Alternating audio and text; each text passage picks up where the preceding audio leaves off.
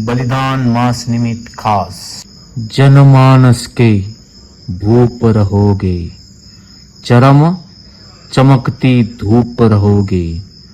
प्रसन्न रहे माता जगदंबा, हो छत्रपती हो सहचर संभा। कविराज कलशने केलेले या श्लोकाचे मराठीमध्ये अर्थ. हे शिवपुत्र शंभूराजे, तुम्ही या रयतेचे भूपती आहात. तुम्ही या हिंदुस्थानावर तळपणाऱ्या आपल्या तेजाने शिवसूर्याची तप्त उन्हाची किरणे आहात.